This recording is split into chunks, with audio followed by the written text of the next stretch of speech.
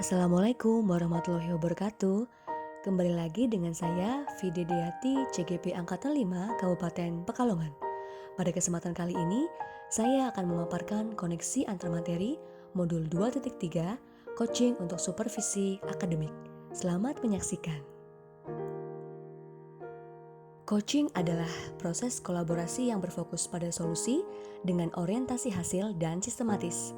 Seorang coach memfasilitasi peningkatan performa kerja, pengalaman hidup, pembelajaran diri, dan pertumbuhan pribadi coachee.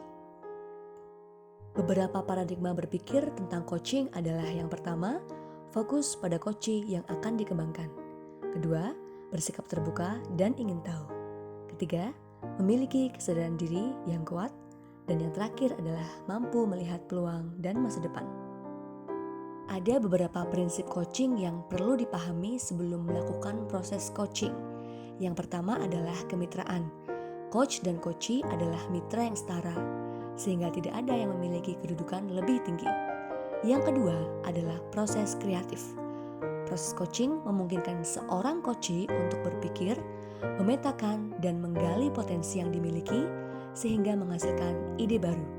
Yang ketiga adalah memaksimalkan potensi. Untuk memberdayakan coachee, di akhir proses coaching diputuskan rencana tindak lanjut dari hasil percakapan. Beberapa kompetensi inti coaching yang perlu dipahami juga adalah yang pertama, kehadiran penuh atau present. Secara sadar menyelaraskan pikiran, perasaan, dan badan dalam proses coaching. Yang kedua adalah mendengarkan aktif. Seorang coach lebih banyak mendengar daripada berbicara, sehingga pusat pembicaraan adalah coachee. Yang ketiga adalah mengajukan pertanyaan berbobot. Pertanyaan yang diajukan merupakan pertanyaan yang dapat memancing coachee untuk berpikir, mengungkapkan permasalahan, dan memunculkan ide baru. Selanjutnya, seorang coach juga perlu mendengarkan dengan rasa.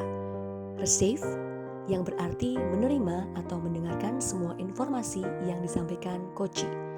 Appreciate, yaitu memberikan apresiasi dengan merespon atau memberikan tanda bahwa kita mendengarkan coachee.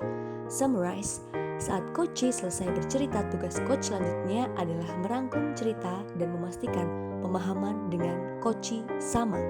Sebelumnya, minta coachee untuk konfirmasi apakah rangkuman sudah sesuai. Yang terakhir adalah ask. Pertanyaan yang diajukan kepada coachee adalah pertanyaan berbobot yang membantu coachee menceritakan permasalahannya. Alur percakapan coaching akan membantu coach dalam melakukan percakapan dengan coachee sehingga percakapan menjadi lebih efektif dan bermakna menggunakan alur Tirta. Yang pertama adalah T. Tanyakan tujuan perencanaan apa yang ingin dicapai dengan program pengembangan atau kegiatan. Berikutnya adalah identifikasi dan rencana. Tentukan ukuran keberhasilan program pengembangan dan identifikasi hal-hal yang harus disiapkan dan yang bisa membantu keberhasilan serta dukungan yang diperlukan. Yang terakhir adalah tanggung jawab. Sepakati kapan akan melakukan sesi untuk refleksi atau kalibrasi. Kaitan coaching dengan pembelajaran berdiferensiasi adalah dalam proses coaching, coach perlu mengetahui bagaimana kesiapan belajar, minat, dan profil belajar mengajar coachee. Data ini digunakan oleh coach untuk membantu coachee dalam mengembangkan diri secara optimal, sehingga proses coaching bisa menghasilkan rancangan aksi yang tepat.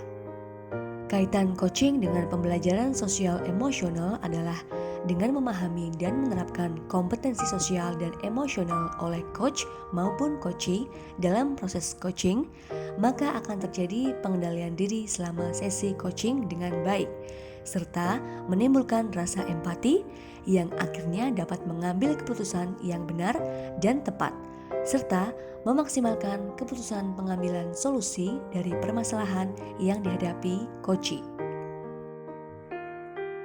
Selanjutnya akan dijelaskan mengenai peran diri sebagai coach di sekolah dan keterkaitannya dengan pembelajaran berdiferensiasi dan pembelajaran sosial emosional, serta keterkaitan keterampilan coaching dengan pengembangan kompetensi sebagai pemimpin pembelajaran.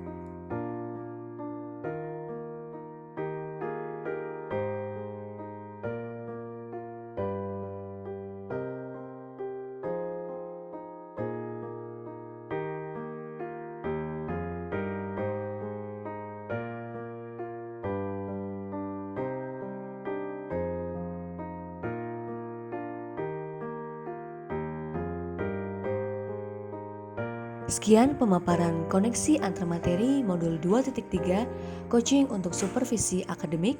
Semoga bermanfaat. Salam dan bahagia. Wassalamualaikum warahmatullahi wabarakatuh.